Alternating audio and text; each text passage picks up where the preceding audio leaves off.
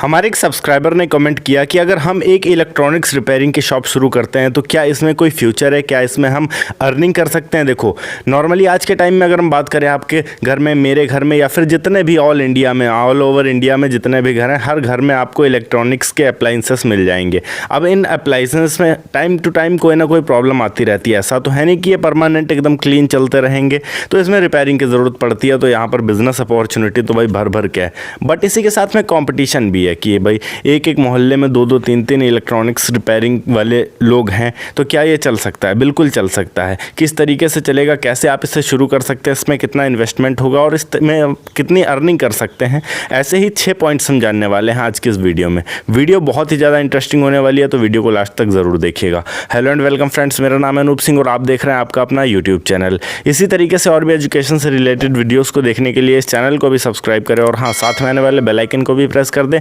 ताकि आप किसी भी लेटेस्ट वीडियो की लेटेस्ट अपडेट मिस ना कर सकें। So let's get started. Point number 1, यहाँ पर अगर आप एक इलेक्ट्रॉनिक्स रिपेयरिंग का बिजनेस शुरू करना चाहते हो तो सबसे पहले तो मैं मेन चीज़ यहाँ पर ये बोलूँगा कि आपको खुद को इलेक्ट्रॉनिक्स में इंटरेस्ट होना चाहिए। ऐसा नहीं है कि भाई मैं किसी दूसरे के सहारे पर शॉप खोल दूँगा तो वैसे में फिर नहीं चल पाएगा। आपका खुद का इंटरेस्ट होना चाहिए। प्लस मैं बोलूँगा कि आपको खुद को सीखना चाहिए। आपको इलेक्ट्रॉनिक्स इंजीनियरिंग कर लेनी चाहिए अगर आप पढ़े लिखे हैं तो। अगर नहीं है तो फिर आप किसी ऐसे इंसान के पास जाकर सीख सकते हैं जो ऑलरेडी उस फील्ड में काम कर रहा है, या फिर किसी ऐसी कंपनी को ज्वाइन कर सकते हैं, किसी ऐसे कंपनी के सर्विस सेंटर को ज्वाइन कर सकते हैं जो कि इलेक्ट्रॉनिक्स आइटम्स बनाता हो। वैसे में आपका ब्रेन जो है इतना समझ के रखेगा कि हाँ कौन सी चीज़ किस तरीके से बनती है। एटलीस्ट आपको 1 साल का एक्सपीरियंस तो होना चाहिए मैं बोलूँगा, अगर आप एक इलेक्ट्रॉनिक्स अप्लायंसेस रिपेयरिंग के शॉप को शुरू करना चाहते हैं या फिर बिज़नेस को शुरू करना चाहते हैं। और ये बहुत ही ज़्यादा इंपॉर्टेंट भी हो जाता है। और यहाँ पर आपको एक चीज़ की कोशिश करनी है कि मार्केट में जितने नए नए टेक्नोलॉजी के प्रोडक्ट्स आ रहे हैं,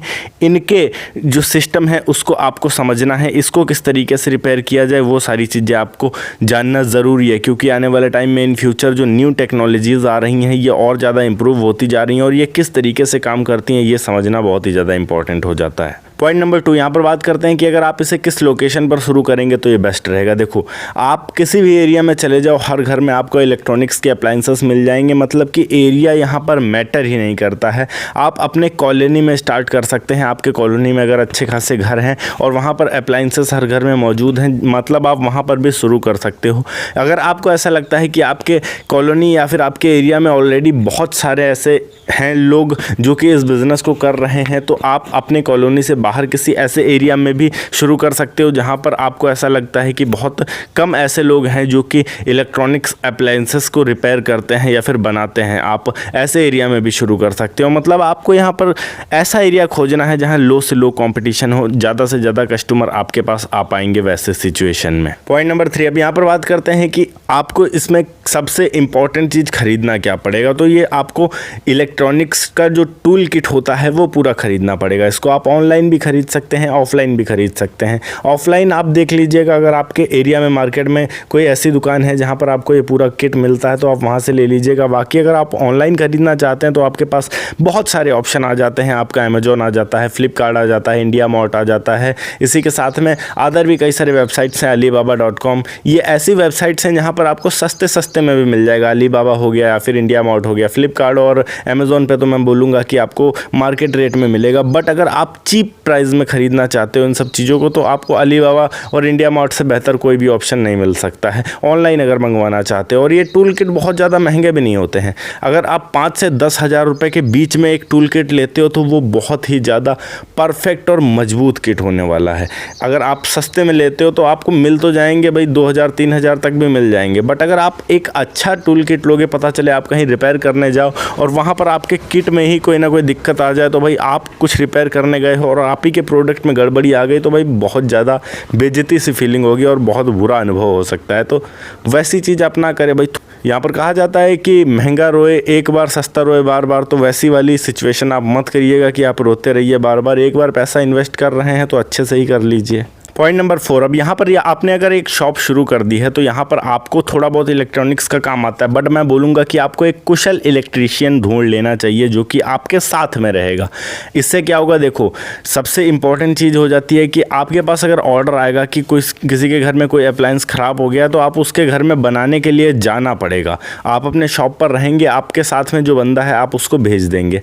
अब आप उसको किस तौर पर रख सकते हैं, देखो या तो आप उसको सैलरी के तौर पर रख सकते हैं या फिर आप उसको ये बोल सकते हैं कि हम पार्टनरशिप में रहेंगे। मतलब तुम जितना कमाओगे, इन्वेस्टमेंट यहाँ मेरा रहेगा, शॉप मेरी रहेगी, किट मेरा रहेगा, बट तुम जितना कमाओगे, जितना काम करोगे उसका आधा प्रॉफिट मेरे को दोगे, आधा प्रॉफिट अपने पास रखोगे। यहाँ पर सब कुछ आपका रहेगा, अर्निंग आधी आधी हो जाएगी। या फिर आप उसको ऐसे रख सकते हैं, भाई सैलरी मैं दूंगा तुमको महीने में 9,000 10,000, बट वैसे में क्या होगा कि वो पूरे मन से काम नहीं कर पाएगा। बट यहाँ पर वो अगर पार्टनरशिप में रहेगा तो वो भी पूरे ब्रेन से काम करेगा, ज़्यादा से ज़्यादा काम करने की कोशिश करेगा, ज़्यादा से ज़्यादा कस्टमर बेस बनाने की वो खुद कोशिश करेगा। तो ये चीज़ ज़्यादा सही रहेगी मेरे अकॉर्डिंग। अगर आप सैलरी देते हो तो कल को पता चले अगर उसने कुछ काम नहीं किया फिर भी आपको सैलरी देना ही पड़ेगा।